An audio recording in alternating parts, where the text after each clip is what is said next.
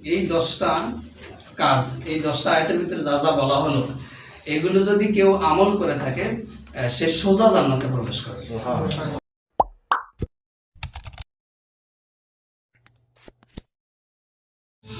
এই উপস্থিতি আমি আপনাদের সামনে সূরা হুজুরাত মুমিনুনের 1 থেকে 11 নম্বর আয়াত পর্যন্ত তেলাওয়াত করেছি। আমাকে এটার বিষয়টা নির্দিষ্ট করে দেওয়া হয়েছে, আর এই বিষয়টা আলোচনা খুব সহজ হওয়ার কারণে খুব বেশি আমরা করি না, ঠিক আছে, বা আপনাদের খুব বেশি শোনা হয় না। এই দাসটা মূলত করা হয়েছে 10ই ডিসেম্বর। 10ই ডিসেম্বর একটা বিশেষ দিবস আছে, সেটা কি বলেন তো? মানবাধিকার দিবস, ঠিক আছে। 2018 সালে মানবাধিকার দিবসের দিন দাসটা করছিলাম ফতেহাবাদের সভাপতি থাকা অবস্থায়। তারপরে গতকাল বড় ভাই বললেন যে দাস করতে হবে, তাও বিশ্বের নির্দিষ্ট, এটা বাইর করা যাবে না। এমনি যদি আমাকে বলতো তাহলে সেটা তাওবা থেকে করতাম, নতুন দাস। এই জন্য দাস অনেকটা পুরনো, তবে আমার মনে হয় আপনারা অনেকে শোনেন না, মানে বিশেষ করে আমার মুখ থেকে।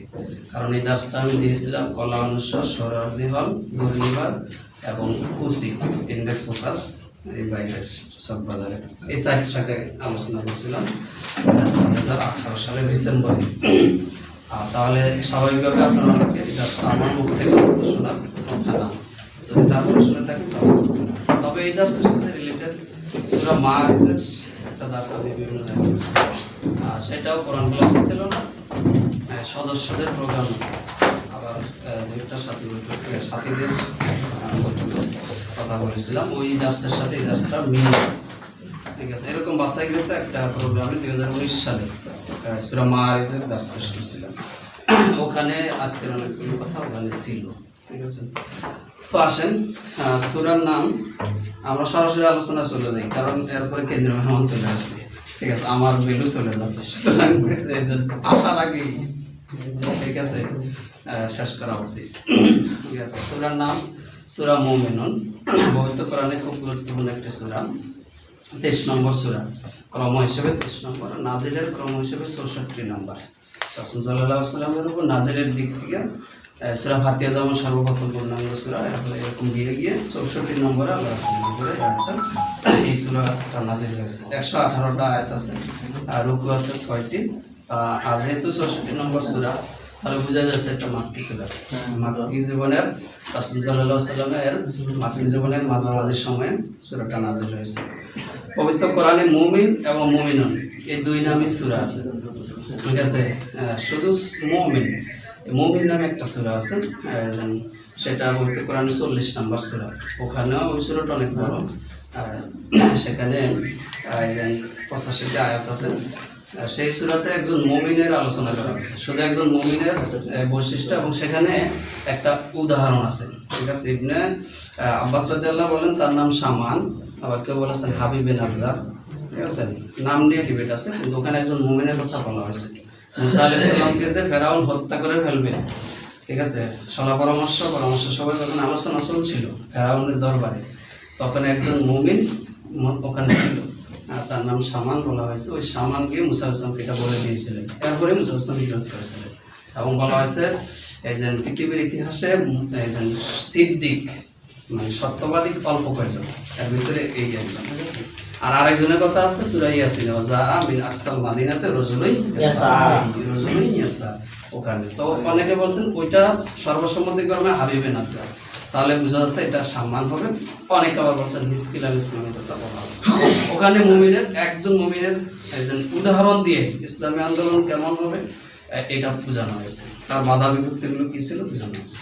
আবার পবিত্র কোরআনের বিভিন্ন আয়াত, বিভিন্ন সূরায় মুমিনের বৈশিষ্ট্য কী হবে, তার কাজ কী হবে, তার পথে আগত পথে বাধা বিপত্তি কী হবে, সেগুলোর মোকাবেলা কেমনি করবে, তার পরকালীন সফলতা কেমন হবে, দুনিয়াবি তার ভালো কিংবা খারাপ দিক, সবগুলো বিষয় আল্লাহ বিভিন্ন সূরা আলোচনা করেছেন। এই সূরা মুমিনুনে যেমন প্রথম আলোচনা করেছে, এই সূরাতে আবার 58 থেকে 61 নম্বর আয়াতে আলোচনা করা আছে। সূরা তাওবাটা আমরা জানি 18 নম্বর আয়াতে আছে, 122 নম্বর আয়াতে আছে।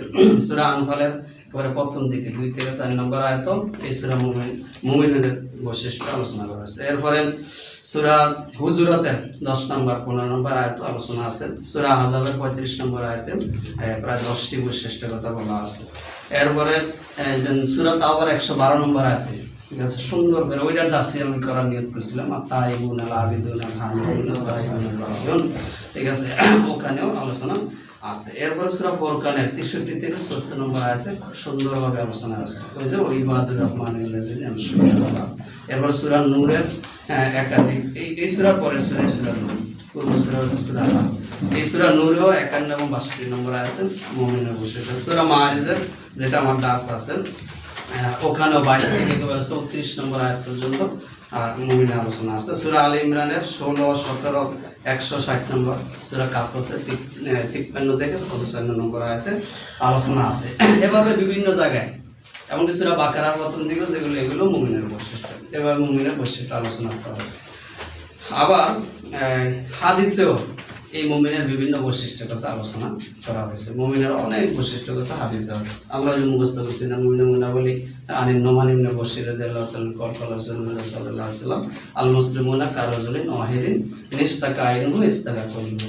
বলছি না আমরা যে মুসলমানরা, মুমিনরা পরস্পর কি একটা দেহের মতো, যখন তার চোখ আক্রান্ত হবে পুরো শরীর আক্রান্ত হয়ে যাবে, যখন তার মাথা আক্রান্ত হবে পুরো শরীর আক্রান্ত হবে।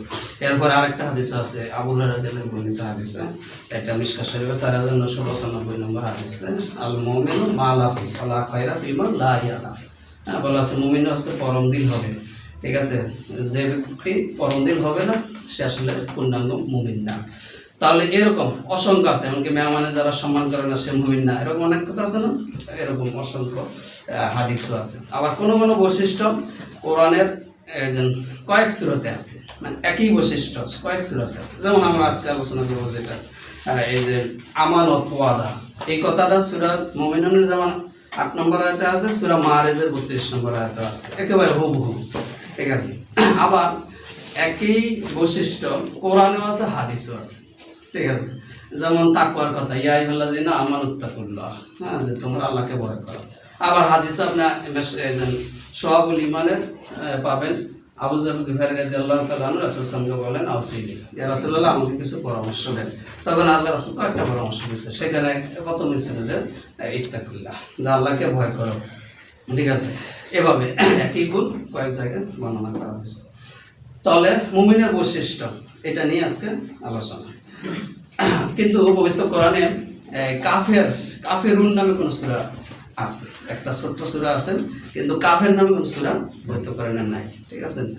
কাফেরুন সূরাটা পবিত্র কোরআনে আছে, ছোট একটা সূরা প্রথম দিক দিয়ে, কিন্তু এমনি কোরআন শরীফের শেষের দিকে, ঠিক আছে। আমরা যখন নামাজ পড়ি তাহলে এটা মনে হয় এই দিক দিয়ে কাছে, ঠিক আছে, এমনি তো কোরআন মাঝে এটা শেষের দিকে সূরা।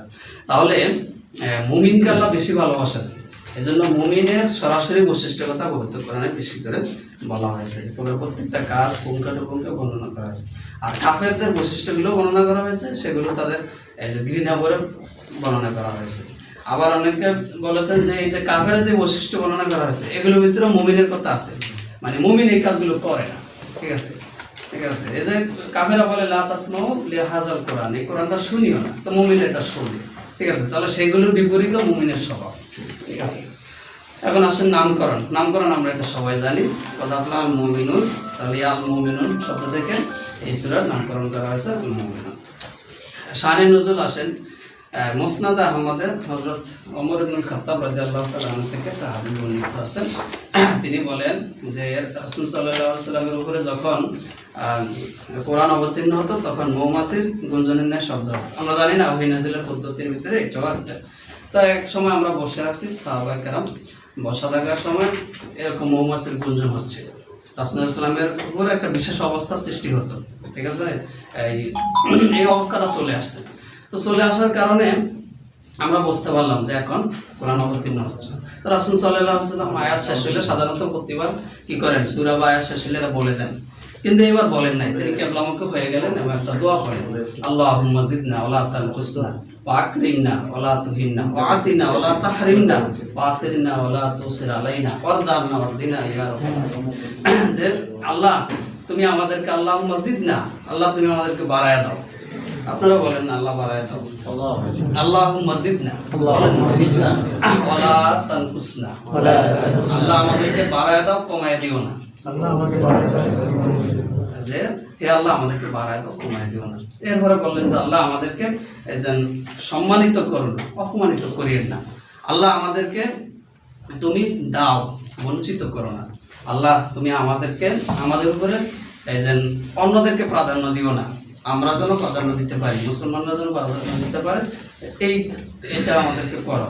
আর কি করো যে আমাদের উপরে আপনি সন্তুষ্টি থাকুন, আমরাও যেন আপনার উপর সন্তুষ্ট থাকতে পারি, এরকম কাজ করতে পারি, সেই তৌফিক আমাদেরকে দান করেন।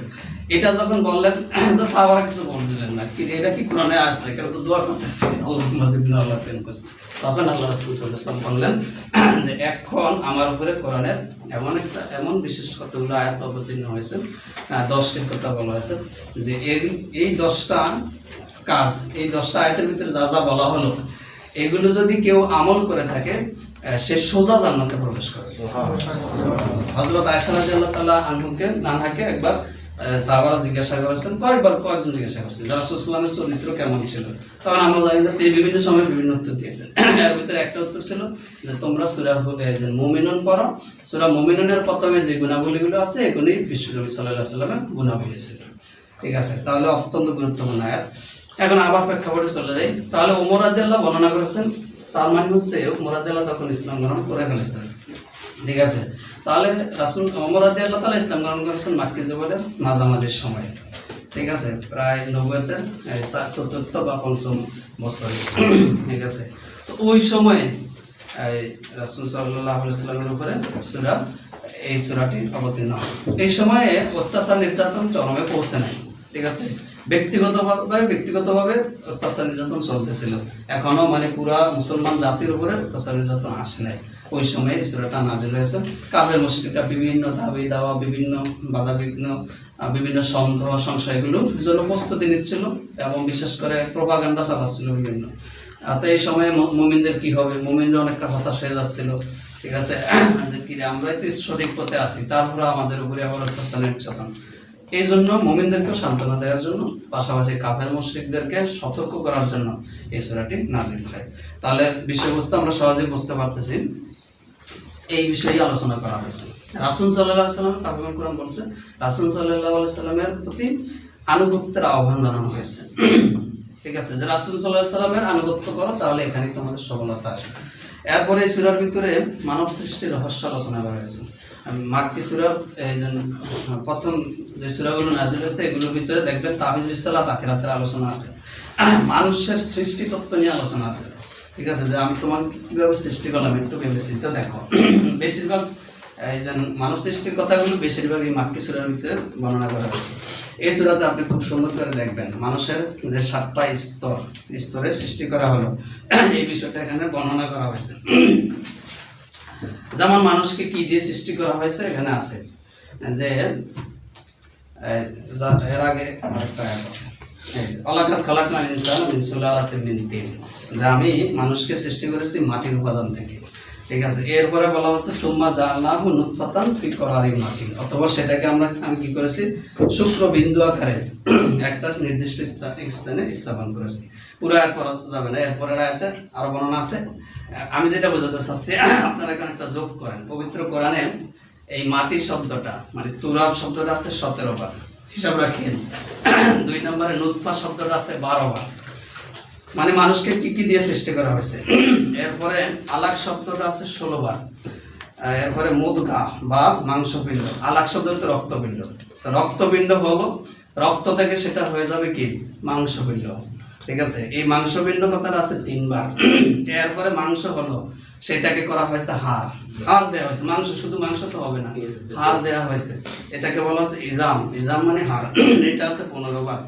এরপরে এই হাড়টাকে এবার গোস্ত দিয়ে আরো গোস্ত দিয়ে এটাকে আবরণ যুক্ত করা হলো, এটাকে বলে লাহাম, গোস্ত। ঠিক আছে, এটা আছে 12 বার।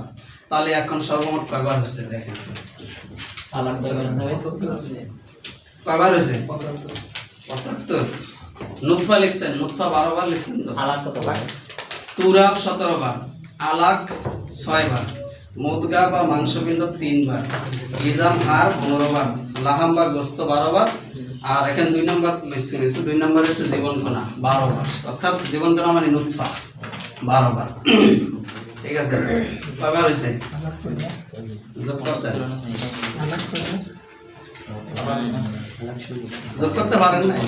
তুরাব 17 বার, অর্থাৎ মাটি, নুতফা বা জীবনকণা 12 বার, মানে প্রথম মাটির উপাদান ছিল, মানুষ প্রথমে মাটির উপাদান ছিল, এখান থেকে নুতফা করা হয়েছে জীবনকণা 12 বার। এইবার এই জীবনকণাটা এটা মনে করেন এই যে পুরুষ এবং মহিলার মাঝে ছিল, সেটা পরবর্তীতে সেটা চলে গেছে আলাক রক্তপিণ্ড। এইবার রক্তপিণ্ড থেকে মাংসপিণ্ড, রক্তপিণ্ড 6 বার, মাংসপিণ্ড 3 বার, হাড় 15 বার, গোস্ত 12 বার, এই সর্বমোট কত বার? 65 বার। এই পবিত্র কোরআনে এই মানুষ সৃষ্টির উপাদানগুলো 65 বার আছে। আবার মানুষের আরবি হচ্ছে ইনসান, পবিত্র কোরআনে এই ইনসান শব্দটা 65 বার আছে। এটা দিয়ে আল্লাহ বুঝিয়ে দিচ্ছেন যে এগুলো দিয়ে আমি তোমাদেরকে সৃষ্টি করেছি, এগুলোর সমান যোগফল, এগুলো সব মিলিয়ে হচ্ছে মানুষ। ঠিক আছে, তাহলে এটা একটা কোরআনের সংখ্যাতাত্ত্বিক মৌজেজা।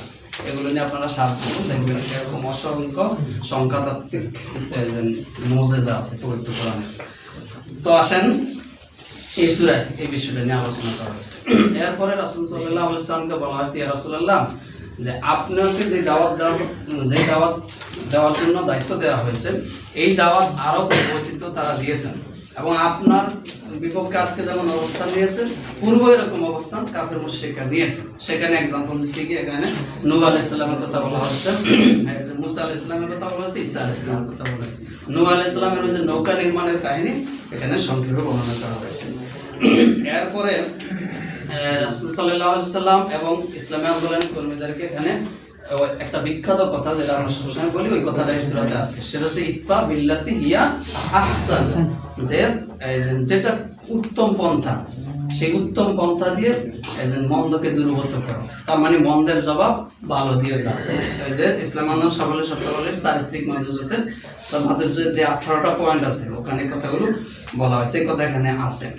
এরপরে কাফের মুশরিকদেরকে বলা হয়েছে যে তোমাদের তো লা বুরহানা লাহু বিহি, তোমাদের যে কথাবার্তা বলছে এগুলো পিছনে তোমাদের তো কোনো দলিল প্রমাণ নাই। সূরা ইব্রাহিম ওই কথা বলা হয়েছে। আখিরাতের ময়দানে কাফের মুশরিকরাও বলবেন, এই ধরেন ছাত্রলীগের নেতারা ছাত্রলীগের কর্মীদেরকে বলবেন যে তোমরা ফালা তালুমুনি ওলুমু আনফুসাকুম, আজকে আমাকে কোনো দোষারোপ করবে না, তোমরা নিজেরা নিজেদেরকে দোষারোপ করো। দুনিয়ার ময়দানে তো আমা কানা লিয়া আলাইকুম মিন সুলতান, আমি কি বলছি নাকি ছাত্রলীগ করতে হবে কোরআনের অমুক নম্বর আয়াতে আছে? আমি কি বলছি নাকি যে তুমি ছাত্রদল করো হাদিসের এত নম্বর খণ্ডে আছে? বলি নাই তো। ছাত্রলীগ কোনদিন বলে কোরআনে আছে ছাত্রলীগ করতে হবে? বলে নাই তো। এটা ওই দিন বলা হবে। ওই দিন ছাত্রলীগের নেতাদেরকে আপনারা যখন ধরবেন যে ওখানে বলা হয়েছে কুন্না, যে বলা হয়েছে আমরা তোমাদের আনুগত্য করেছি, ঠিক আছে, তোমাদের আনুগত্য করেছি, তাহলে এখন আমাদেরকে একটু ছাড়িয়ে নাও, পৃথিবীতে তো এরকম ছাড়িয়ে নিছো। তখন বলা হবে যে সাওয়াউন আলাইনা আসাসিন আম সাওয়ারনা মালানা মাহিস, যে তোমার আর আমাদের অবস্থা আছে, ঠিক আছে। এবং বলা আছে তোমরা আমাকে দোষারোপ করবে না, এবং ওখানে সবকিছু অস্বীকার করবে, ঠিক আছে। তাহলে এই কথাই বলা হয়েছে যে এদের কোনো দলিল নাই, ঠিক আছে, এই কথা এই সূরাতেও আছে। এরপরে তারা মৃত্যুর পরে কিন্তু আফসোস করবে, যারা এই যে ইসলাম আন্দোলনের সাথে সম্পৃক্ত হচ্ছে না, বাধা বিঘ্নতার ভয়ে কিংবা এই পথে আসতেছে না, সুখে শান্তিতে দুনিয়াতে সময় কাটিয়ে ফেলার একটা সুন্দর পরিকল্পনা করে রেখেছে, এরা আখিরাতের ময়দানে আফসোস করবে। তারা কি বলবে? এই কথাটা এই সূরার ভিতরে 99 এবং 100 নম্বর আয়াতে আছে। হ্যাঁ, তারা বলবে রব্বির জীবন, আল্লাহ আমাদেরকে আবার পাঠিয়ে দাও, রব আমাদেরকে আবার পাঠিয়ে দাও, লাআল্লি আমাল সালিহা, যাতে করে আমরা কি করি, ভালো ভালো কাজগুলো আবার করতে পারি। বিমা তারাক্তু আল্লাহ, যেটা আমি করি নাই, আল্লাহ যেগুলো করি না এগুলো করবো, এবার আমাকে একটু পাঠিয়ে দাও। আল্লাহ বলে ইন্নাহা কালিমাতুন হুয়া কাইলু, এটা একটা তাদের কথার কথা, ঠিক আছে। আর এটা অসম্ভব কথা, আখিরাত হয়ে গেলে, পরকাল হয়ে গেলে আবার পৃথিবীতে ফেরানোর কোনো সুযোগ নাই। সুতরাং তারা সেদিন আফসোস করবে, এই কথা বলা হয়েছে। কিয়ামতে তাদের অবস্থা কি হবে সেগুলো বর্ণনা আছে 101 থেকে 103 নম্বর আয়াতে। এরপরে মুমিনদেরকে আবার বলছে তোমরা শান্ত থাকো। এই যে ঘটনাগুলো সাক্ষী দিচ্ছে, অতীতের ঘটনাগুলো সাক্ষী দিচ্ছে, নূহ আলাইহিস সালাম, মুসা আলাইহিস সালাম, ঈসা আলাইহিস সালামের ঘটনাগুলো সাক্ষী দিচ্ছে, মুমিনরা বিজয়ী হয়েছে। সুতরাং তোমরা বিজয়ী হবা। তবে আল্লাহর কাছে দোয়া করো। এই সূরাতে কয়েকটা দোয়া শেখানো হয়েছে, ওকুর রব্বিক ফির ওকুর রব্বিক ফির অরহাম ওয়ান্তা খায়রুল রাহিম, দেখো শেষ আয়াত 158 নম্বর আয়াতে দোয়া শেখানো হয়েছে, দোয়া দিয়ে শেষ করা হয়েছে। এরপরে সূরা আরো আছে যে রব্বি আউযু বিকা মিন হামাযাতিশ শায়াতিন, ঠিক আছে, আল্লাহ আমরা শয়তানের আক্রমণ থেকে কি রক্ষা চাচ্ছি। এমনকি বলা হয়েছে আউযু বিকা রব্বি আইয়াহদুরুন, শয়তান যেন আমার কাছে ঘেঁষতেও না পারে, এই জন্য তোমার কাছে আশ্রয় চাই। এগুলো আমরা মুখস্থ করে ফেলবো। এরপরে বলছে রব্বি আনজিলনি মুনজালান কারীমা মুবারাকা, আল্লাহ তুমি আমাকে বরকতময় কল্যাণ আমাদেরকে দান করো। এই কথাগুলো বলা হয়েছে। আল্লাহ খায়রুল মুনজিলিন, আপনি হচ্ছেন সর্বশ্রেষ্ঠ নাযিলকারী। এভাবে এছাড়া আরো অনেকগুলো বিষয় আলোচনা করা আছে, যেটা 118টা আয়াত। আমি একটা বাছাই করে বললাম আর কি, তাফসীরুল কোরআনে আরো বিস্তারিত বর্ণনা আছে। এবার আসেন আমরা আমাদের আলোচ্য বিষয়ে চলে যাই। আমরা 1 থেকে 11 নম্বর আয়াত তেলাওয়াত করেছি, যতটুকু সম্ভব ব্যাখ্যা করব। মুমিনের গুণাবলী নিয়ে আলোচনা করা হয়েছে। আমি আগে বলেছি মুমিনের গুণাবলী পবিত্র কোরআনে বিভিন্ন জায়গায় আলোচনা করা হয়েছে। এখন মুমিনের বৈশিষ্ট্য, মুমিন কখন হয়, এগুলো বিস্তারিত আলোচনা করা আমাদের আসলে সুযোগ নেই, কারণ আমাদের মূল উদ্দেশ্য ওই যে 7টা গুণ আলোচনা করা, বিষয় মূলত মুমিনের গুণাবলী, মুমিনকে এটা নিয়ে আলোচনা না। তারপরে সংজ্ঞাটা একটু দিয়ে দিই। মুমিন ইসমে ফাইল সিগা বা বিফল থেকে আসছে, ঈমান থেকে আসছে। যিনি ঈমানদার তিনি কি, যিনি ঈমান আনছেন তিনি হচ্ছেন কি মুমিন। তাসদিক বিল জিনান, ইকরার বিল লিসান, আর হলো কি আমালু বিল আরকান, মানে অন্তরে বিশ্বাস করা, মুখে সেটা স্বীকৃতি দেওয়া, কাজে বাস্তবায়ন করা, এই তিনটা মিললে সেটা হচ্ছে ঈমান। ঠিক আছে না? আমাদের শরীফের আলোচনা আছে না, ওখানে দেখবেন উনি বলে, এটা আমাদের সব বই পুস্তকে আছে। ঈমানের হাকিকত বইটা ভালো করে পড়ে নিয়েন এই বিষয়ে জানার জন্য। মানে আমি মুসলিম ফ্যামিলিতে জন্মগ্রহণ করলাম তার মানে আমি মুমিন হয়ে গেলাম না, এরকম বিষয়টা না, এটা অর্জন করে নিতে হয়। ঠিক আছে? মুমিন ফ্যামিলিতে জন্মগ্রহণ করেও কাফের হয়ে মৃত্যুবরণ করবে, মৃত্যুবরণ করতেছে, এরকম হাজার হাজার রেকর্ড আছে। আপনি আসিফ মহিউদ্দিনকে কি বলবেন, সে তো মুমিন ফ্যামিলিতে জন্মগ্রহণ করছে। এরপরে যে মুফতি মাসুদ, সে মুফতি কিন্তু নাস্তিক হয়েছে, কাট্টা, এবং কোরআনে হাফেজ, 12 বছর মুহতামিম ছিল ঢাকার একটা মাদ্রাসায়। তার আব্বু বড় আলেম, কিন্তু সে এখন আপনি ইউটিউবে ঢুকে দেখেন তার দাঁড়িয়ে নেই, কিছু নেই, এখন সে কিন্তু ইসলামের প্রকাশ্য দুশমন এখন। ঠিক আছে? আল্লাহ তাকে হেদায়েত দেন, কিন্তু হেদায়েত যদি না দেয় তাহলে যে কাফের অবস্থান মরতেছে না। সুতরাং মুমিন অবস্থায় আমি মুমিন ফ্যামিলিতে জন্মগ্রহণ করলাম, এর মানে এ না যে আমি মুমিন হয়ে গেছি, এটা ধারণা করার কোনো কারণ নাই। তাহলে তবে সাধারণভাবে হচ্ছে আল্লাহ যা আনিয়েছেন, রাসূল যা আনিয়েছেন, তার প্রতি বিশ্বাস স্থাপন করার নামই হচ্ছে কি ঈমান। এটা যিনি করেন তিনি হচ্ছে মুমিন, এটা হচ্ছে সাধারণ কথা। ঠিক আছে? এবার আসেন মুমিনের বৈশিষ্ট্য। মুমিনের বৈশিষ্ট্য অনেকগুলো বর্ণনা করা হয়েছে, এর ভিতরে প্রথম আয়াতটা আগে আমরা একটু বলে নিই, এরপরে মুমিনের বৈশিষ্ট্যে যাবো। বলা হচ্ছে কদ আফলাহাল মুমিনুন, যে মুমিনরা সফলকাম হয়ে গেছে। কদ আফলাহ মাজি করে বেসিগা, মানে প্রেজেন্ট পারফেক্ট টেন্স, ঠিক আছে, একটু আগে শেষ হয়েছে এরকম অবস্থা। তবে ফেলে মাঝের পূর্বে যদি কদ বসেন এটা নিশ্চয়তার অর্থ দেয়। ঠিক আছে? অবশ্যই এখানে কিন্তু অবশ্যই শব্দ নাই, কিন্তু এই কদ থাকার কারণে আমরা বলতেছি অবশ্যই মুমিনরা সফলকাম হয়ে গেছে মাঝের পূর্বে যদি বসে। তো মুমিনরা সফল হয়ে গেছে, এমনি তো আমরা জানি সফল মুমিনরা এমনি তো আমাদের পার্থিব দৃষ্টিকোণ থেকে অনেকেই সফল। ঠিক আছে? যার গাড়ি বাড়ি আছে, যে বিসিএস ক্যাডার হয়েছে, যে ইঞ্জিনিয়ার, যে প্রফেসর, ডাক্তার, ভালো কিছু করে, তাকে আমরা সফল বলি। ঠিক আছে? এরকম হয়েছে সূরা আসরের শানে নজুল যদি দেখেন, কলাদা ইবনে উসাইদ আর আবু বকর রাদিয়াল্লাহু তাআলা দুজন খুব ক্লোজ ফ্রেন্ড ছিল, জাহেলিয়াতের যুগে ব্যবসা বাণিজ্য করে দুইজনই কোটিপতি হয়েছে। ঠিক আছে? এখন ইসলাম গ্রহণ করার কারণে আবু বকর রাদিয়াল্লাহু একটু ব্যবসা বাণিজ্যের নিম্নগতি আসছে, টাকা পয়সা কমে গেছে, বেলাল রাদিয়াল্লাহু সহ কয়েকজনকে মুক্তি করে দিয়েছে, এমনকি যা চাইছে টাকা তাই দিতে হয়েছে উমাইয়াকে। ঠিক আছে? তাহলে স্বাভাবিকভাবে একটু দুর্বল হয়ে গেছে।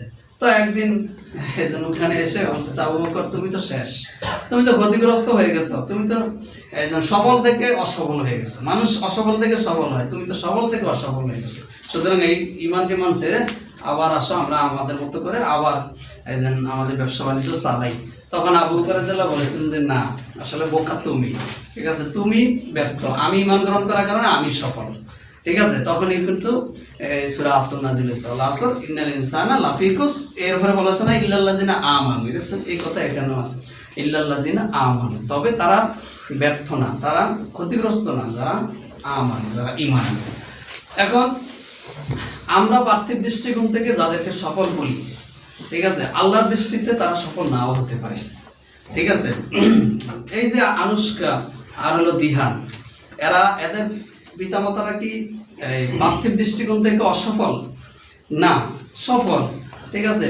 বড় বড় সরকারি চাকরি করছেন তারা, কিন্তু ছেলে মেয়েকে মানুষ করতে পারেন নাই, ঠিক আছে। তাহলে আল্লাহর দৃষ্টিতে তারা কিন্তু সফল না, ঠিক আছে। যেমন ধরেন পৃথিবীর শত শত মানুষ অনেক বেশি সুখী মনে করতেছে, কিন্তু আসলে তারা সফল না। আপনি দেখেন না, ইউএসএতে আত্মহত্যার জন্য অনুমতি আছে, ঠিক আছে। ওখানে প্রতিদিন অ্যাপ্লিকেশন করে যে আমার আত্মহত্যাটা যেন খুব সহজ সুন্দর পদ্ধতিতে করা হয়, একটু ব্যথা যেন কম পাই, ঠিক আছে।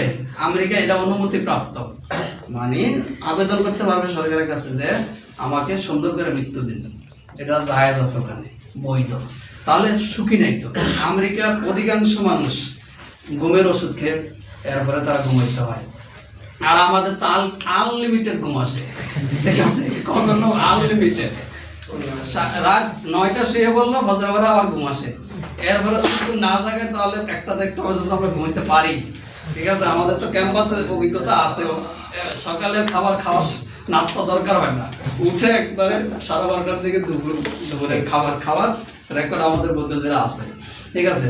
আমাদের সফলতা আছে, মানসিক প্রশান্তি, আল্লাহর দৃষ্টিতে সফল। মানসিক প্রশান্তিতে যারা থাকবে এরা হচ্ছে সফল, ঠিক আছে। শান্তি শুধুমাত্র এই ধন সম্পদের ভিতরে থাকে না। কারণ এত কোটিপতি ছিল, কিন্তু সে কি সফল? আল্লাহর দৃষ্টিতে সে ব্যর্থ। সূরা কাসাসের 72-73 এই সমস্ত আয়াতের ভিতরে তার বর্ণনা আছে। তার এত বেশি সম্পদ ছিল যে বলা আছে তার শুধু চাবিটা রাখার জন্য, সম্পদের যে তালার চাবি এগুলো রাখার জন্য শক্তিশালী একজন লোক প্রয়োজন হতো, ঠিক আছে। এত কোটিপতি ছিল।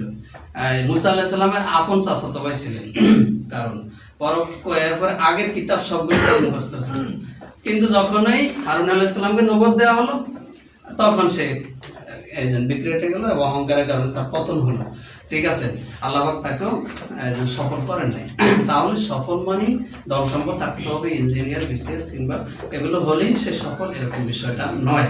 আল্লাহর দৃষ্টিতে সফল হলো বলা আছে, কেন বলে দিচ্ছে আল মুমিনুন, মুমিনরা সফল, ঠিক আছে। সফল হচ্ছে মুমিনরা। ওয়ালা তাহিনু ওয়ালা তাহজানু ওয়া আনতুম লা আলাউনা ইন কুনতুম মুমিনিন। দেখছেন, চিন্তা নাই, দুশ্চিন্তা নাই, কিছু নাই, কাদের? মুমিনদের। সুতরাং আল্লাহর দৃষ্টিতে হচ্ছে মুমিন। এরপরে মারিফুল কোরআনে এই বিষয়টা খুব সুন্দর করে লিখছেন যে সফলতার কতিপয় শর্ত আছে। মারিফুল কোরআন 2-3টা লিখছে, আমি আবার আরো 2-3টা ইনক্লুড করছি। সফল হওয়ার জন্য 1 নম্বর শর্ত হলো বাধার সম্মুখীন না হওয়া, ঠিক আছে। মানে সফল সে যে বাধার সম্মুখীন হবে না। 100% সফলতা যদি চাই, বাধা বিঘ্নের সম্মুখীন হওয়া যাবে না। এরপরে চাওয়া মাত্র সবকিছু পাইতে হবে, তাহলে আমি সফল। আমি একটা জিনিস চাইলাম, প্রচুর পরিশ্রম করতে হচ্ছে সেটার জন্য, তাহলে তো আমি সফল না। ওইটা যদি সাথে সাথে পেয়ে যাই তাহলে তো সফল। এরপরে স্থায়িত্ব থাকতে হবে, স্থিরতা থাকতে হবে। আমি যেটা চাই সেটার জন্য স্থায়িত্ব থাকতে হবে, স্থিরতা থাকতে হবে, এটাকে বলা হয় কি সফল। এরপরে ব্যথা কষ্ট না থাকা, এই 4-5টা বৈশিষ্ট্য থাকলে সে সফল। এখন বলা হয়েছে এই যে 4-5টা সফলতার কথা বললাম, এই 4-5টা সফলতা কি এই পৃথিবীতে পাওয়া সম্ভব? আপনারা কি বলেন? এই যে যা যা বললাম এগুলো কি পৃথিবীতে পাওয়া সম্ভব? সম্ভব না তো, ঠিক আছে। যার রেফারেন্স দিয়েছে তিনি চলে আসছেন, আর কোনো টেনশন নেই, ঠিক আছে। তাহলে কি বললাম, এই যে সফলতা যেটা বলতেছি, এই যে যা যা ক্রাইটেরিয়া গুলো বললাম এগুলো পৃথিবীতে পাওয়া সম্ভব না। এজন্য মারিফুল কোরআনে বলা হচ্ছে যে এগুলো একমাত্র পাওয়া সম্ভব জান্নাতের ভিতরে, ঠিক আছে। আপনি জান্নাতের ভিতরে বলা হচ্ছে না, আল্লাহুম মা ইয়াদাউন, তারা যা চাবে তারা তাই পাবে। এটা পাওয়া যাবে কোথায়? জান্নাতের ভিতরে। এজন্য বলা হচ্ছে যে তোমরা পার্থিব দৃষ্টিকোণ থেকে বিভিন্নভাবে বিভিন্ন জনকে সফল বলতেছ, কিন্তু আসলে এটা চূড়ান্ত সফলতা নয়। চূড়ান্ত সফলতা হচ্ছে যারা মুমিন তারা, আর যারা ওই আখিরাতে জান্নাত পাবে, পরকালে যারা জান্নাত লাভ করতে পারবে, এরা হচ্ছে প্রকৃত সফল। এই বিষয়টা বলা হচ্ছে। এখন আসেন, তবে একটা আয়াত আবার কোরআনে আছে যে ওয়ালাউ আন্না আহলাল কুরা আমানু ওয়াত্তাকাউ লাফাতাহনা আলাইহিম বারাকাতিন মিনাস সামাই। আল্লাহ পাক কখনো কখনো দুনিয়াতেও সফলতা আপনাকে দেবে, তবে শর্ত হলো আমানু অত্তাকাও, মানে ঈমান আনতে হবে এবং কি করতে হবে, তাকওয়া নীতি অবলম্বন করতে হবে। এটা আমাদের পূর্ববর্তী যারা ছিল তারা কিন্তু করেছে, ঠিক আছে। বিশ্বনবী সাল্লাল্লাহু আলাইহি সাল্লাম, খোলাফায়ে রাশিদিন, এরপরে পরবর্তী যারা শাসন করেছেন, এরা এই ঈমান আনা এবং তাকওয়া নীতি অবলম্বন করার কারণে দুনিয়া তো তারা, আমরা যে সফলতাগুলো বলি এগুলো তারা পেয়েছেন, ঠিক আছে। আমরা এগুলো কাহিনী জানি না, জানি ইয়ামান থেকে অন্য দেশ থেকে চিকিৎসক নিয়ে আসছে, পরবর্তীতে 2 বছর হয়ে গেছে কোনো রোগী নেই, পরবর্তীতে বলছে আমি এর থেকে কি লাভ, সুতরাং আমি চলে যাই, ঠিক আছে। এরকম হয়েছে না। এবং ওমর ইবনে আব্দুল আজিজের সময় আমরা জানি না জাকাতের টাকা নেওয়ার মতো লোক নাই, তার মানে কি সবাই সফল হয়েছে না, অর্থাৎ পার্থিব দৃষ্টিকোণ থেকে আল্লাহ সফলতা দিয়েছেন বিভিন্ন জনকে। এজন্য তো আমরা দোয়া করি, রব্বানা আতিনা ফিদ দুনিয়া হাসানাতাও ওয়া ফিল আখিরাতি হাসানাতাও ওয়া কিনা আযাবান নার, ঠিক আছে। এজন্য আল্লাহ দুনিয়াতে সফলতা দেবেন, তবে মুমিনদের আলটিমেট সফলতার কেন্দ্রবিন্দু হবে ওই জান্নাত, ঠিক আছে। ওই জান্নাতের বিষয়তে যে সূরা সফে আমরা একটা আয়াত পড়ছিলাম যে যালিকা হুয়াল ফাউজুল আযীম, ঠিক আছে। একটা কথা বলা হয়েছে না যে চূড়ান্ত সফলতা, সেটা হবে যদি জাহান্নামের আযাব থেকে আমরা মুক্তি পেতে পারি, তখন সেখানে হবে আমাদের চূড়ান্ত সফলতা। এইবার আসেন, মুমিনরা তো সফল হবে, এখন এই মুমিনরা সফল হওয়ার জন্য কি কি গুণ দরকার সেগুলো আল্লাহ রাব্বুল আলামিন একটা একটা করে বর্ণনা করতেছেন। যে আল্লাযীনাহুম ফি সলাতিহিম খাশিউন, যারা কি তাদের নামাজের ভিতরে বিনয়ী থাকে, বিনয়মনত থাকে। এই প্রতিদিন আমরা নামাজের ভিতরে শুনি না হাইয়া আলাল ফালাহ, যে কল্যাণের দিকে আসো। এই ফালাহ মানেও কিন্তু সফলতা, মানে যিনি আযান দিচ্ছেন উনিও 5 বার আমাদেরকে ডাকতেছেন যে আসো, সফলতার দিকে আসো। আমরা সফলতাই চাচ্ছি, এতক্ষণ বললাম না আমরা বিসিএস হবো, ইঞ্জিনিয়ার হবো, মেডিকেল সায়েন্টিস্ট হবো, এসেই হবো, আমরা সফল হওয়ার চেষ্টা করতেছি। আল্লাহ বলতেছেন, এই মুয়াজ্জিন আহ্বান করতেছেন যে হাইয়া আলাল ফালাহ, আসো সফলতার দিকে আসো। তাহলে নামাজের ভিতরে সফলতা, মুমিনরা সফল হবে। মুমিনদের প্রথম বৈশিষ্ট্য হবে কি, সে নামাজ পড়বে। তাও নামাজটা কিভাবে পড়বে, বিনয়াবনত হয়ে পড়বে, খুশুর সাথে আদায় করবে। এবার আসেন, তার মানে হচ্ছে শুধু নামাজ পড়লেই হবে না, নামাজটাকে কিভাবে করতে হবে, নামাজ এরপরে আল্লাহ ছাড়া আর কোনো কল্পনা না, এটা হচ্ছে খুশুর ব্যাখ্যা। এরপরে ওই যে শওকত আলীর একটা নামাজ প্রবন্ধ আমরা আগে পড়ছি, ক্লাস 9-এ ছিল, এখন জানি না আছে কিনা। ওখানে শওকত আলী বলছে যে নামাজ পড়ে আমি অনন্তের সন্ধান পাই, ঠিক আছে। এই অনন্তের সন্ধানটা আমরা পাচ্ছি কিনা নামাজের ভিতরে, যদি পাই তাহলে আমার খুশু আছে, যদি না পাই তাহলে আমার খুশু নাই, ঠিক আছে। এখন আসেন, এইটার ব্যাখ্যা অনেকগুলো দেওয়া হয়েছে, যেমন সূরা তাফসিরে ফি জিলালিল কোরআনে বলা হয়েছে এই যে কাদাফলাল মুন আল্লাযিনা ফি সালাতিন খাশিউন, খাশিউন মানে হচ্ছে দায়িমুন, এবং এটা সূরা মাআরিজেও আবার এই কথাটা আছে আল্লাযিনা ফি সালাতিহিম দায়িমুন, মানে খাশিউন মানে হচ্ছে দায়িমুন, দায়িমুন মানে হচ্ছে নিয়মিত, সর্বদা সেটা করে, সব সময় সেটা করে। শুধু শুক্রবারে নামাজ পড়লাম, শুধু রমজান মাসে নামাজ পড়লাম এরকম না, সব সময় সে নামাজ পড়ে, ঠিক আছে। 5 ওয়াক্ত নামাজই সে পড়ার জন্য চেষ্টা করে। আয়েশা রাদিয়াল্লাহু থেকে বর্ণিত একটা হাদিস আছে যে আহাব্বুল আমালি ইলাল্লাহি আদওয়ামুহা ওয়া ইন কাল্লা, যে যদি স্বল্প পরিমাণও হয় কিন্তু সেটা যদি নিয়মিত করা হয় সেটা হচ্ছে আল্লাহর নিকট সবচেয়ে পছন্দনীয় আমল, ঠিক আছে। নিয়মিত আদায় করলাম, রমজান মাসে তাহাজ্জুদ সহ পড়লাম, কিন্তু সারা বছর আর কোনো খবর নেই, শুক্রবার একেবারে সামনের কাতারে চলে গেলাম, পুরো সপ্তাহ আর কোনো খবর নেই, তাহলে এটা তো হলো না। নিয়মিত যেই কাজ করা হয় সেটা আল্লাহ রাব্বুল আলামিনের নিকট সবচেয়ে বেশি প্রিয়। উকবা ইবনে আমির রাদিয়াল্লাহু তাআলা বলেন যে পূর্ণ প্রশান্তি এবং নিষ্ঠার সহ নামাজ আদায় করা, পূর্ণ প্রশান্তি থাকতে হবে। ওখানে বলেছে কাঠটুকরার মতো, মানে দিলাম উঠলাম, ঠিক আছে। দুর্ভাগ্যক্রমে আমি যাদের থেকে শিখছি ওস্তাদেরকে, আমাদের এলাকায় তাদের কাছে মক্তব করছি, উনিও ছোটকালে এরকম নামাজ পড়তেন, এই জন্য আমার প্রথম নামাজটা এরকম শুরু হয়েছিল। আমি ভাবতাম যে রুকুতে যাবো উঠবো এরকমই তো, কিন্তু এখানে যে সুবহানাল্লাহ আযীম একেবারে কমপক্ষে 3 বার সুন্দর করে বিশুদ্ধ করে পড়তে হবে, এই বিষয়গুলোর শিক্ষা তখন পাইনি। এরপরে যখন আস্তে আস্তে স্কুল থেকে মাদ্রাসায় গেছি, হুজুরা বসে এইভাবে নামাজ পড়তে হবে, ঠিক আছে। তাহলে কাঠঠুকরার মতো নামাজ পড়লে হবে না, এটা উকবা ইবনে আমির রাদিয়াল্লাহু বর্ণনা। এরপরে নামাজের মধ্যে স্থির থাকা, এই যে পানি স্থির থাকলে সেটাকে বলা মায়ে দায়ম, মানে হচ্ছে পানি এক জায়গায় স্থির আছে, স্থির পানি।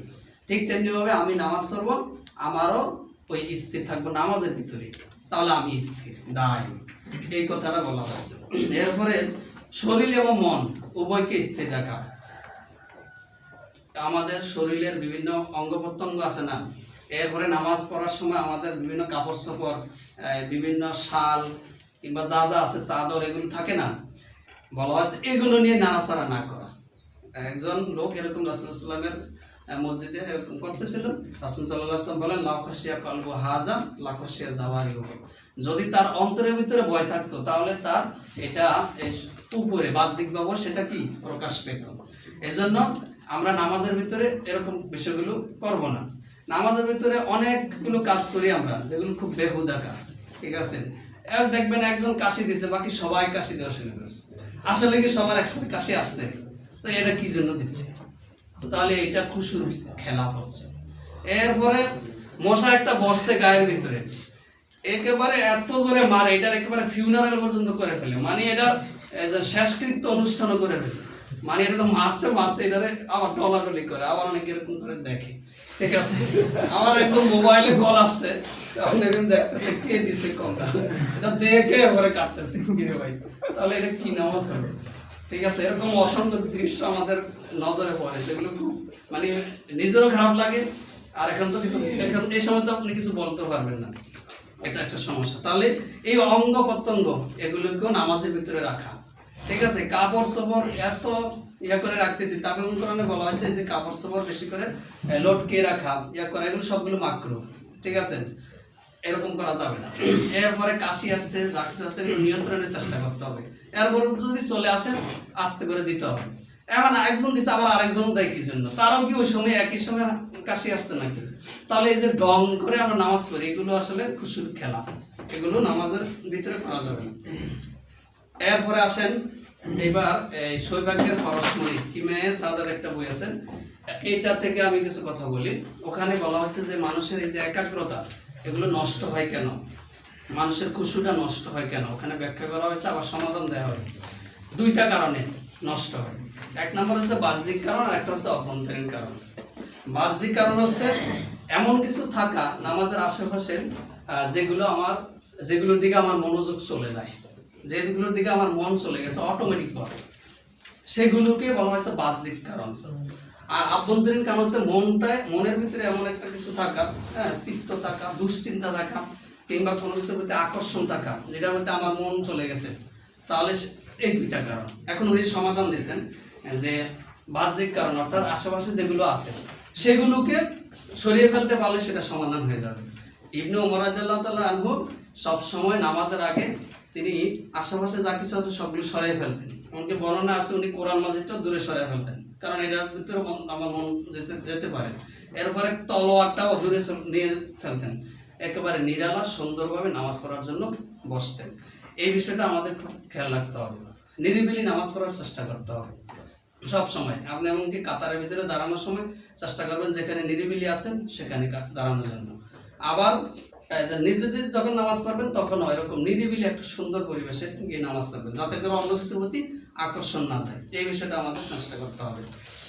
এরপরে 2 নাম্বার বলা হচ্ছে মনটাও অনেক সময় চলে যায়, ঠিক আছে। এটা আবার দুইটা কারণে হয়ে থাকে, যে কোনো ভয়ভীতি থাকলে তার কারণে হইতে পারে, আবার এমন একটা কাজ যেটার জন্য আমার মনোযোগটা অটোমেটিকভাবে চলে যাচ্ছে।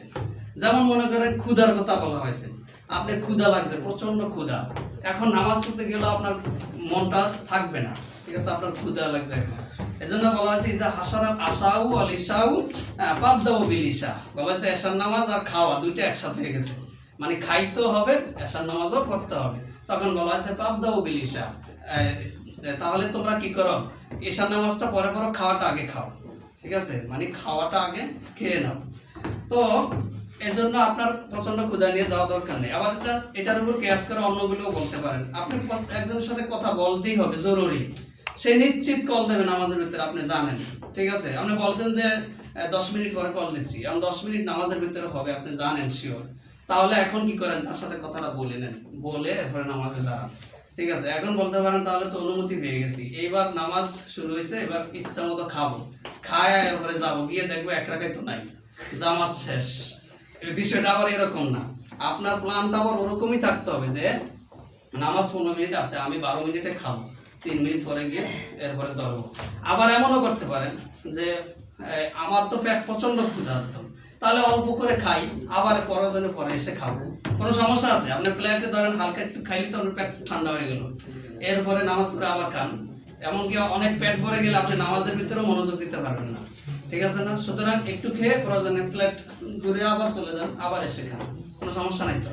এই কথাটা ঠিক প্রোগ্রামাদের ক্ষেত্রেও একই অবস্থা, ঠিক আছে ভাই? আসতেছি আসতেছি, এই তো ওখান থেকে প্রোগ্রাম চলতেছে, ঠিক আছে? আপনি খাচ্ছেন খুব সুন্দর করে, ব্রাশ করতেছেন খুব সুন্দর করে, সময় নিয়ে এরপরে আসলেন, এসে দেখলেন মেহমান শেষ পর্যায়ে, ঠিক আছে?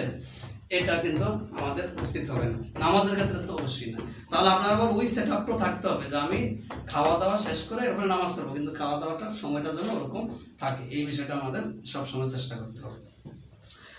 এরপরে আর বললাম ওই যে কথাটা বললাম, যেই বিষয়গুলো আকর্ষণ আমাকে সৃষ্টি করে, আমার জন্য আকর্ষণীয় হয়ে গেছে, নামাজের ভিতরে হওয়ার সম্ভাবনা আছে, মনটা অন্যদিকে নিয়ে যাবে, ওই বিষয়গুলো সরিয়ে রাখতে হবে। এখানে রাসূল সাল্লাল্লাহু আলাইহি ওয়াসাল্লামের 3-4টা ঘটনা বলা হয়েছে যে রাসূল সাল্লাল্লাহু আলাইহি ওয়াসাল্লামের একবার নতুন একটা পাদুকা কিনছে, মানে জুতা কিনছে, ঠিক আছে? এখন নামাজের সময়, আগে তো জুতা পরে নামাজ পড়ার অনুমতি ছিল, এখনো আছে, ঠিক আছে? এখন নামাজ পড়তেছে, ওটার দিকে মনোযোগ চলে যাচ্ছে, বিশ্বনবীর কথা বলতেছি, ঠিক আছে? বিশ্বনবী সাল্লাল্লাহু আলাইহি ওয়াসাল্লামের মন চলে যাচ্ছে, পরবর্তীতে নামাজ শেষ করেন, এরপর আল্লাহ কাছে দোয়া করছে, আল্লাহ এই পাদুকার কারণে আমাকে তুমি শত্রু মনে করিও না, ঠিক আছে? আমার মন অটোমেটিক চলে গেছে। এরপরে বাইরে গিয়ে একজন ভিক্ষুক পাইছে, সাথে সাথে ওইটা দান করে দিছে, ঠিক আছে? আর একবার এরকম পোশাকের ভিতরে, এই জুতার ভিতরে নতুন ফোঁটা লাগাইছে, ওই ফোঁটাটা দেখতে খুব সুন্দর লাগতেছে। আরেকবার একজন পুরস্কার দিছে একটা পোশাক, ওইটার দিকে মনোযোগ চলে যাচ্ছে, আল্লাহ রাসূলগুলোকে ফেরত দিয়ে দিছে, ঠিক আছে? এমনকি তালহা রাদিয়াল্লাহু তাআলা আনহু একবার নামাজ পড়তেছেন, তালহা রাদিয়াল্লাহু ধনী ছিলেন, তো নামাজ পড়তেছে, তার একটা বাগান ছিল, ওই বাগানের ভিতরে পাখিরা খুব সুন্দর করে গান গাইছিল, ঠিক আছে?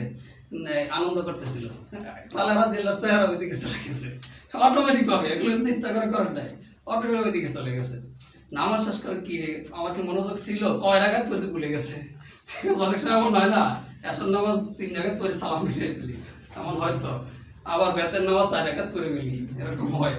এখন তালহা রাদিয়াল্লাহু রাকাত সংখ্যা ভুলে গেছে, কয় রাকাত পড়ছে ভুলে গেছে। এইবার পরবর্তীতে কি করছে, আল্লাহ রাসূলকে গিয়ে ওই বাগান পুরোটা আল্লাহ রাস্তা দিয়ে দিয়েছে, ঠিক আছে?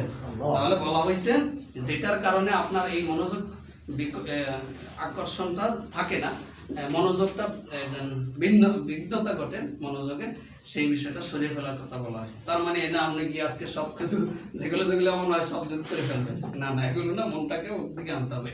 ওনারা তো অনেক কিছু লেভেলের, ওনারা একটা পারছে, হ্যাঁ, আমাদের যদি এরকম সম্ভব হয় সরাই ফেলতে পারবো, তাদের অনুমতি আছে, তবে এটা দিয়ে আবার আপনি আবার ফকির হয়ে যাবেন না, ঠিক আছে? এর কথা কিন্তু এখানে বলা হয় না।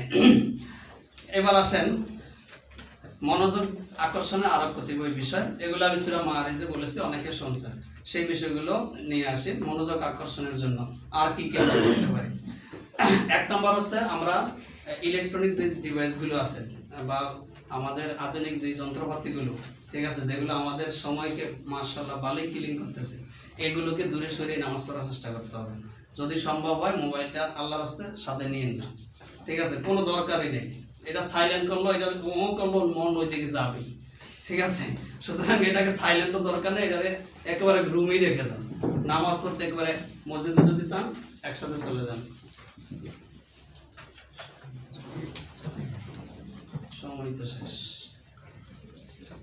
ঘটনা কি 1 ঘন্টা আগে আলোচনা করে কেমন, আলোচনা তো এখনো শুরু হয়েছে মাত্র, চাকসক্কার মায়ের মাত্র আসছে, এই এখনই শেষ। আচ্ছা, তাহলে কি বললাম, এই ইলেকট্রনিক যে যন্ত্রপাতিগুলো আছে এগুলো দূরে সরে ফেলে নামাজ পড়ার চেষ্টা করতে হবে। এরপরে একান্ত যদি নিয়ে যেতে হয়, ময়দানে আমরা থাকি, তাহলে সবাই অনেক সময় থাকতে হয়, একবার বন্ধ করে ফেলি, সাইলেন্ট করি না, সাইলেন্ট করলে সন্দেহ লাগে। আবার আমার মতো দুর্বল মোবাইল হলে তো আরো সমস্যা, আমারটা অটোমেটিক ভাবে রিসিভ হয়ে যায়। এটা যত সেটিং কাজ আছে, ও মা কথা বলতেছে, হ্যালো হ্যালো, উনি আমার ইমাম সাহেবের কেরাত শুনতেছে, তাবারাকাল্লাজি, ও মা কি আজিব, ঠিক আছে, অটোমেটিক ভাবে রিসিভ। আবার মাঝে মাঝে অটোমেটিক ভাবে মেসেজ চলে যায়, ক্যান নট কল আপ নাও, এগুলো কেমন? সুতরাং মোবাইলটাকে বন্ধ করে ফেলার চেষ্টা করতে হবে। এরপরে হচ্ছে এরকম মন কিন্তু অন্যদিকে যাইতেই পারে, ঠিক আছে, এটা অস্বাভাবিক না, মন যেতে পারে, কিন্তু এই মনটাকে বারবার ফিরিয়ে আনার জন্য চেষ্টা করতে হবে। ওই যে ডেকিতে দান বানে না, ঠিক আছে, আমাদের বাড়িতে ডেকি আছে, ওই ডেকিতে দান বানলে দেখবা দানগুলো বারবার সরে যায়, পরে মহিলারা আবার এই কাঁথা বলে, কাঁথা দিয়ে এটাকে নিয়ে আসে, এরপরে এক সময় কিন্তু ঠিকই সুন্দর চাল হয়ে বের হয়। আপনার মনটা অন্যদিকে যেতে পারে, কিন্তু এটাকে বারবার নিয়ে আসতে হবে, নিয়ে আসতে হবে। তা দিলে আরকান বলা হয়, তা দিলে আরকান করা ওয়াজিব।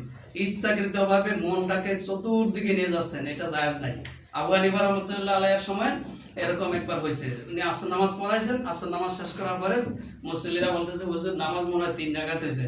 আরেকজনকে না না 4 রাকাতই, হুজুরে কি বলিতে পারে নাকি, ঠিকই আছে 4 রাকাতই হয়েছে, কয় না না 3 রাকাত হয়েছে, মারামারি শুরু। এইবার একজন দ্বারা বলতেছে অবজেকশন, নামাজ 3 রাকাত হয়েছে, এতে কোনো সন্দেহ নেই। কেন? কারণ আমি আমার 4টা দোকানের হিসাব প্রতিদিন করে ফেলে আসি, আজকে হিসাব 3টার করতে পারছি, আর একটা করা সম্ভব হয় না। সুতরাং দলিল হলো নামাজ 3 রাকাত হয়েছে। আবার হয়েছে এখন না, তালহা রাদিয়াল্লাহু আনহু এরকম হয়েছে, নামাজে মনোযোগ অন্যদিকে যেতে পারে, কিন্তু সেটাকে নিয়ে আসতে হবে। এরপরে আরেকটা কৌশল হলো অর্থ খেয়াল করে করার চেষ্টা করতে হবে, ঠিক আছে। হযরত সাদ বিন বুরিয়া রাদিয়াল্লাহু তাআলা আনহুর একটা, সাদ বিন জুবাইর রাদিয়াল্লাহু একটা ঘটনা আছে। উনি সারা রাত সূরা ইয়াসিন সূরা আমতাজুল ইয়াউমা আইয়ুহাল মুজরিমুন এটা পরে কান্নাকাটি করছে নামাজের ভিতরে, ঠিক আছে। অর্থ বুঝে চেষ্টা করবেন। আপনি রাসূল জান্নাতের বর্ণনা পড়তেছেন, সেখানেও কান্নাকাটি করতেছেন, ঠিক আছে। আমাদের একজন হুজুর আছে ওখানে, উনি সব সময় তেলাওয়াত কান্নার মধ্যেই করে পড়ে, সব সময়। কি রে আনন্দের কথা বলতেছেন যে কি জানি ইন্নাল্লাযিনা ক্বালু রাব্বুনাল্লাহু সুম্মা ইসতাকামু তাতানাজ্জালু আলাইহিমুল মালায়েকা, এটা তো কত আনন্দের কথা। ফেরেশতারা আসবে, আবার সালামুন কাওলাম মির রাব্বির রহিম, আল্লাহর পক্ষ থেকে সালাম, আনন্দের কথা। আপনি এখানেও কান্নাকাটি করতেছেন, এটা কেমন কথা? হ্যাঁ, অনেকের প্রাকৃতিক ভাবেই কণ্ঠ এরকম, সেটা আলাদা হিসাব, কিন্তু আপনি ইচ্ছা করে এরকম করিয়েন না। আবার ধরেন কান্নার আয়াত আসছে, খুব কষ্টের আয়াত আসছে, সেখানে একটু কষ্টের বাংলা নেওয়ার চেষ্টা করতে হবে, ঠিক আছে। এই বিষয়গুলো খুব গুরুত্বপূর্ণ। এখন আপনি অর্থ করে করে এরকম করার চেষ্টা করবেন, যেটা অর্থ আপনি আল্লাহর মাহাত্ম্য বর্ণনা করতেছেন, ওই দিকে মনটাকে নিয়ে যেতে হবে, তাহলে মনোযোগ তো সেখানেই থাকবে। এরপরে কাপড় চোপড় পোশাক আশাক এগুলোকে সুন্দর করে নামাজে যেতে হবে, ঠিক আছে। আগে থেকেই যে আমি শাল পড়তেছি, এটা কি লটকে থাকবে কিনা, এগুলো এই প্ল্যানগুলো আগে থেকে করে নিতে হবে। নামাজের ভিতরে গিয়ে এগুলো করার সুযোগ নেই, এই বিষয়গুলো আমাদের চেষ্টা করতে হবে। এরপরে হচ্ছে নামাজে ইমামতি করতে হবে, ঠিক আছে, মাঝে মাঝে ইমামতি করতে হবে, এই বিষয়টা খুবই জরুরি। ইমামের নামাজ কিন্তু বেশি ভালো হয়, কারণ তিনি জানেন যে আমি যদি ভুল করি প্রথমত আমার লোকমা দিয়ে দেবে, ঠিক আছে। আরেকজন বলবে যে এটা হয় না, আল্লাহু আকবার বলে ফেলবে। আবার আরেকটা বিষয় হচ্ছে তার এই অনুভূতিও থাকে যে আমার ভুল হলে তো সবার ভুল হবে, ঠিক আছে। সুতরাং একটু বিশুদ্ধ করে পড়ি। তাই সবাইকে অনুরোধ করব নামাজ পড়াবেন। আবার যারা মাদ্রাসা ব্যাকগ্রাউন্ড কিংবা হুজুর আছেন, বাসায় নামাজ পড়ান, তাদেরও এই বিষয়টা সতর্ক থাকতে হবে যে এখানে 500 জন আছেন, তারাও যেন নামাজ পড়াইতে পারে। আমাদের আদিব ভাই দেখতাম অক্সিজেন আমাকেও দিত, সাকাত ভাইকে বলতো, এক এক সময় এক একজনকে নামাজ পড়াইতে দিত, এটা কিন্তু খুব ভালো গুণ। আপনারাও এটা চেষ্টা করবেন, যারা নামাজ পড়ায় না কখনো তারা পড়াবে, ঠিক আছে, পড়ানোর জন্য সুযোগ করে দিবেন। শুধু মাদ্রাসার আমি হুজুর আমি ছাড়া নামাজটা হবে না এরকম চিন্তা ভাবনা করিয়েন না, ঠিক আছে। সবাইকে ইমামতির কাতারে আনতে হবে। আপনি সমস্যা নেই, বড় সূরা পড়িয়েন না, ছোট ছোট সূরা দিয়ে নামাজ পড়াবেন, কোনো সমস্যা নাই তো। এরপরে আরেকটা বিষয় হচ্ছে নতুন নতুন আয়াত সূরা দিয়ে নামাজ পড়ার চেষ্টা করতে হবে। আমরা প্রত্যেক দিন একই আয়াত পড়ি, একই সূরা পড়ি, যার কারণে মনোযোগটা থাকে না, ঠিক আছে। নতুন নতুন আয়াত নতুন নতুন সূরা দিয়ে নামাজ পড়ার চেষ্টা করবেন। আপনি প্রতি সপ্তাহে প্রয়োজনে ছোট করে একটা সূরা মুখস্থ করেন, ছোট একটা আয়াত মুখস্থ করেন, এরকম করে করে সেগুলো নামাজের ভিতরে কি অ্যাপ্লাই করেন। নতুন নতুন আয়াত হইলে ভুল হওয়ার সম্ভাবনা কম, মনোযোগ বেশি আকর্ষণ থাকে। মনে করেন আপনি প্রতিদিন আলম তারা পড়তেছেন, তা আপনি তো জানেনই আলম তারা আমি পারি, ঠিক আছে, যার কারণে এটা কোথায় যে কাজে মাকুল হয়ে যায় আপনি নিজেও বলতে পারেন না, পরে রুকুতে চলে যান। কিন্তু যদি নতুন আয়াত হয় তাহলে কিন্তু আপনি এটা সহজে বলতে পারবেন না। তাহলে এই বিষয়টা আমাদের চেষ্টা করতে হবে। এরপরে তাড়াহুড়া করা যাবে না নামাজের ভিতরে। প্রয়োজনে ছোট আয়াত পড়বেন, এমনকি আড়াই তলা যে মনে করেন নিলেন, আড়াই তলা যে পুরাটা পড়া দরকার নাই, 3 আয়াত দিয়ে পড়েন, কিন্তু আস্তে আস্তে ধীরে সুস্থে নামাজ পড়েন, তাহলে দেখবেন মজা পাবেন, ধীরে স্থিরতা থাকবে। ঠিক আছে, আর বাকিগুলোর অনুবাদ করে শেষ করে দেই যে তাহলে নামাজের ভিতরে কি তারা খুশু থাকে, বিনয়ী হয়।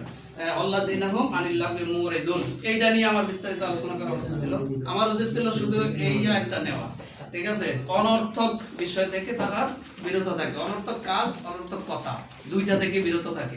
আজকে আমরা যে ফেসবুক, ইমো, বিফ, হোয়াটসঅ্যাপ এগুলোতে আমাদের অনর্থক প্রচুর সময় যাচ্ছে, প্রচুর স্ক্রল করতেছি। ঠিক আছে, এগুলো আমাদের একটু বিবেচনা করা দরকার, আমরা কি করতেছি। ঠিক আছে, এই বিষয়গুলো আমাদের খুব গুরুত্বপূর্ণ। খেলাধুলা, ডিজে পার্টি, নাচ গান, এগুলোতে আমরা চলে যাচ্ছি। বন্ধু একজন বলছে চলে কেন যাই, আমি চলে যাচ্ছি, কিন্তু আমি কেন যাচ্ছি আমি নিজেও জানি না।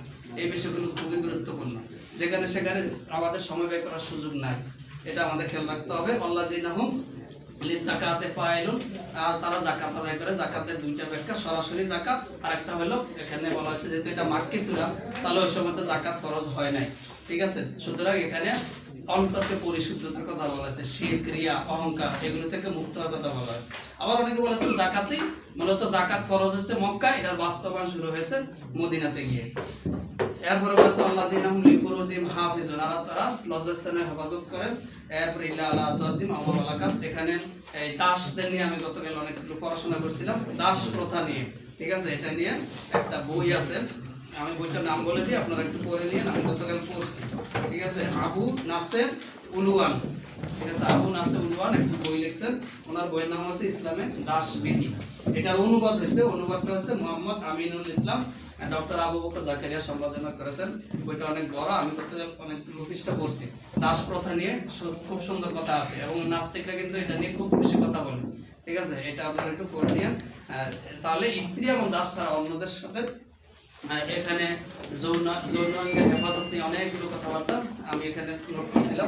আমাদের যৌনাঙ্গ মানে জিনার দিকে ধাবিত করে, এই বিষয়গুলো থেকে আমাদের হেফাজত থাকতে হবে। আমি মাঝে মাঝে বলতাম যে সিএনজিতে সামনের সিটে বসার চেষ্টা করবেন, পিছনে বসবেন না, পিছনে বসলে মেয়ে একটা বসার সম্ভাবনা অনেক বেশি।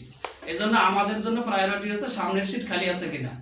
আমরা তো সবসময় বলি না পিছনে যাবো না, না, আমাদের জন্য প্রায়োরিটি থাকবে সামনের সিট খালি আছে কিনা, সামনে বসার চেষ্টা করবেন। মানে ছোটখাটো বিষয় যেটা আপনাকে গুনার দিকে নিতে পারে, করিবুল কবিহে কবিহুন বলা আছে, খারাপের দিকে দাবিত হওয়ার যে নিকটবর্তী হয় এটাও খারাপ। ঠিক আছে, আপনি বোন বলে একজনের সাথে কথা বলতেছেন, এই বোন একসময় গার্লফ্রেন্ড হয়ে যাবে, সুতরাং দরকার নাই বোনটা এরকম করে করেন। এরপরে ফেসবুক, ইমো এগুলোতে মেয়েদের নাম্বারগুলো সেভ করিয়েন না, দরকার নাই। ঠিক আছে, আর ওই যে মর্গেন্দ্র একটা উক্তি আমি মাঝে মাঝে বলি, উনি 1948 সালে একটা বই লিখছে, পলিটিক্স এবং Nations, the struggle for piece and কি বলে যুদ্ধ, ওয়ার। ঠিক আছে, এই বইতে তিনি বলেছেন যে sacrifice a lesser gain for a better gain, মানে একটা বড় আশার জন্য ছোট একটা আশাকে ত্যাগ করা উচিত। বড় একটা কিছু পাবো, এটার জন্য ছোট কিছুকে ত্যাগ করা উচিত। আপনি ব্যায়াম করে কি মজা পাবেন, কত কিছু পাবেন না। ঠিক আছে, কিন্তু যদি বিয়ে করে ফেলতে পারেন তাহলে অনেক কিছু পাবেন। সুতরাং ওই বিয়ে করবো, আমার কথা, আমার বিয়ে নিয়ে দোকানে দোকানে আলোচনা হবে, অমুকের ছেলের বিয়ে। ঠিক আছে, আমার আম্মু কথা বলবে আরেকজনের সাথে, কত মজা। ঠিক আছে না, এরপরে মেয়ে একটা না 10টা দেখবো, সমস্যা কি, একটা পর একটা দেখতেই থাকবো, কত যোগ্যতা। ঠিক আছে, সিঙ্গেল হইলে কত মজা। এই যে জামাতের সাথে এই যে গত পরশু ইয়াতে গেছি, পিকনিকে গেছি পরিবার সহ। ঠিক আছে, 80টা পরিবার গেছে, এর ভিতরে একমাত্র আমি ব্যাচেলর। মেয়েরা সবাই আমার দিকে তাকায় আছে, বিশ্ববিদ্যালয়ের ছাত্র, দায়িত্বশীল আমাদের বিশ্ববিদ্যালয়ের ছাত্র, খাওয়ানোর দায়িত্ব আবার আমাকে দিয়ে দিচ্ছে। এখন কি করবো, খাওয়াতে গেছি, প্রথম ভাবছে আমি মনে কর্মকর্তা। ঠিক আছে, বললো এটা আনো, আরেকজন মহিলা আবার বলে দায়িত্বশীল, শিবিরের দায়িত্বশীল। ঠিক আছে, মজা। মেয়েদের পিছনে সময় নষ্ট কেন, ঠিক আছে, কোনো দরকার নেই। এই শাহজালালের সামনে একজন বলতেছে, এই তোমাকে না অফার দিলাম, তুমি কোনো জবাব দিচ্ছ না কেন, ওকে জুতা দিয়ে পিটাবো। এই ফার্স্ট ইয়ারের মেয়ে, ও মাস্টার্স করে, আরে ওকে জুতা দিয়ে পিটাবো, কি রে এত বেহায়া, কি দরকার। ঠিক আছে, এই তুমি যদি ভালো কিছু হইতে চাও, এই মেয়ে তো এমনি ভাবা। সুতরাং এগুলো দেখে আমাদের নজর দিতে হবে। এরপরে আর কথা না বলি, তাহলে আয়াতের শিক্ষা এগুলি, মুমিনের গুণাবলী আমাদের অর্জন করতে হবে। সূরা আল ইমরান ওই আয়াত দিয়ে শেষ করি, ওয়ালা তাহিনু ওয়ালা তাহজানু ওয়া আনতুম আল আ'লাউনা ইন কুনতুম মুমিনিন। তোমাদের কোনো চিন্তা নাই, কোনো দুশ্চিন্তা নাই, তোমরাই বিজয়ী হবা যদি তোমরা মুমিন হতে পারো। তাহলে মুমিন হতে হলে মুমিনের গুণগুলো আমাদের মাঝে আনতে হবে। আল্লাহ পাক আমাদের সবাইকে মুমিন হওয়ার তৌফিক দান করুন। ধন্যবাদ জানাচ্ছি মোহতারাম মেহমানকে সুন্দর দাওয়াত দেওয়ার জন্য। দাসের বিষয় নিয়ে কোনো প্রশ্ন দাস বিষয়ে কোনো প্রশ্ন আছে? জি।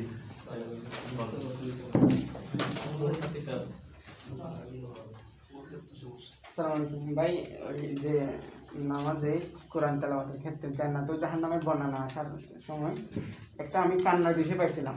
জান্নাতুল জাহান্নামের বর্ণনা যখন আসবে তখন কান্নার ভাব ধরে মানে সাওয়াবের বৃদ্ধির ব্যাপার বলা হয়েছিল। এখানে আপনি একটু স্পষ্ট করলে ভালো হতো বিষয়টা। হ্যাঁ, তা তো আমি স্পষ্ট করছি যে যে সমস্ত জাহান্নামের বিষয়গুলো আছে এগুলো কান্নার বান করতে হবে, অভিনয় করতে, এমনি কান্নাও চলে আসে অনেক সময়। আমাদের মনে আসছে এমনকি বাবার উপরে একদিন আমি কান্নাকাটি করছি, পরে ইমাম সাহেব আমাকে বাধা দিয়েছে। নামাজের পরে বলতেছে আপনি কাঁদছেন কেন?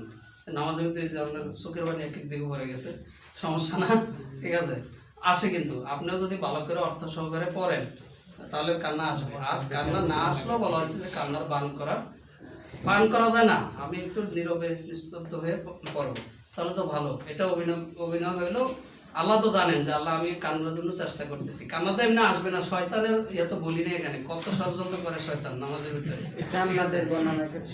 হ্যাঁ হ্যাঁ, এই তো কান্নার বান করতে হবে, ঠিক আছে। তো আর জান্নাতের সময় ওটা পাওয়ার জন্য চেষ্টা করতে হবে যে আল্লাহ এই সমস্ত কিছু আমি পাবো, আল্লাহ তুমি আমাকে দাও।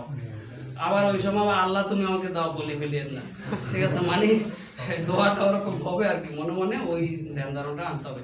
এগুলো যদি আমি আনি তাহলে আমার মনোযোগ অন্যদিকে যাবে কেন? আমি তো ওগুলোর দিকে এখন আকর্ষণ আছে, মানে মনোযোগের কথা বলতে গিয়ে এটা বলছি। এমনি তো আরো বিস্তারিত আমার তো পয়েন্ট সবগুলো লেখা এমনি আছে, বলার সুযোগ হয় না, ঠিক আছে। আরেকজন ভাই আরো আছে ভাই, এখন তো বর্তমান সময়ে ম্যাক্সিমাম বন্ধু নাচ গানের মধ্যে নিমজ্জিত থাকে। তো এখানের মধ্যে তাদের মধ্যে যদি আমরা দাওয়াতি কাজ করতে চাই তাহলে তাদের সাথে তো অবশ্যই সেখানে গিয়ে পর্দা মেনটেন করে ওইখানে তাদের সাথে যেতে পারবে। অবশ্যই যাবেন। পর্দা বলতে আপনি কি করতে হবে? আমি তো পুরুষ, হ্যাঁ ঠিক আছে। তো পর্দা পুরুষেরও তো পর্দা আছে, ওটা মেনটেন করে অবশ্যই মিশতে হবে। মিশার আমাদের সূত্রটা হবে এরকম, আমার প্রভাবে সে প্রভাবিত হবে, তার প্রভাবে আমি প্রভাবিত হব না, এই টাইপের হবে। এমনকি অবশ্যই আমাদের মিশতে হবে। আমরা মিশছি না, বন্ধুদের সাথে হাঁটতেছি, নামাজ হয়ে গেছে, আজান হয়েছে, আমরা এগুলো শুনি না। দেখছিল বলে যে ঠিক আছে এখন যে নামাজ হয়ে গেছে বন্ধু, আমি নামাজ পড়বো, তুমি যা করার সমস্যা নেই, ঠিক আছে। তখন আপনি একদিন গেলেন, 2 দিন গেলেন, একদিন দেখবেন সেও নামাজ পড়তে যাচ্ছে, ঠিক আছে। আনতে হবে তো, তাদেরকে তো ছেড়ে দেওয়ার কোনো সুযোগ নেই, ঠিক আছে। নতুবা তো সেই আবার অভিযোগ দেবে, সেগুলো আমার এখানে লেখা আছে, সূরা ফুরকানে আছে। সে তখন আখিরাতের ময়দানে আপনার বিপক্ষে দাঁড়াবে তো, ঠিক আছে। এমনকি সে বলবে ইয়া লাইতানি লাম আত্তাখিজ ফুলানান খলিলা। সে যে আপনাকে পায় নাই, আপনি যদি ছেড়ে দিয়েছেন তাহলে আরেকজনকে সে ধরবে তো। তাহলে সে আখিরাতের ময়দানে বলবে আল্লাহ আমি যদি অমুককে নিতাম, ঠিক আছে, অমুককে যদি না গ্রহণ করতাম তাহলে তো কত ভালো হতো। তার মানে কি আলটিমেটলি এটা আপনার বিপক্ষে অভিযোগটা হয়ে যাচ্ছে, ঠিক আছে। সুতরাং অবশ্যই আমাদের তাদের সাথে মিশতে হবে, সবার সাথে মিশতে হবে, কিন্তু আমার প্রভাবে যেন সে প্রভাবিত হয় এই বিষয়টা সবসময় খেয়াল রাখতে হবে। সে যা বলছে তাই হচ্ছে, ঠিক আছে। খেলাধুলা, মাগরিবের আজান হয়ে গেছে, এরপরও বলতেছে আর 2 ওভার খেলি, আপনিও বললেন ঠিক আছে আরো 2 ওভার খেলি, তাহলে এখানে তো আপনার জামাজ চলে যাচ্ছে। আপনি বলবেন না, এখন আল্লাহ আমাকে বলছে খেলা ছেড়ে নামাজে যাওয়ার জন্য, সুতরাং আমি এখন নামাজে চলে যাবো। এভাবে প্রভাবিত করতে হবে তাকে, ঠিক আছে। চারিত্রিক মাধ্যম দিয়ে প্রভাব সৃষ্টি করতে হবে।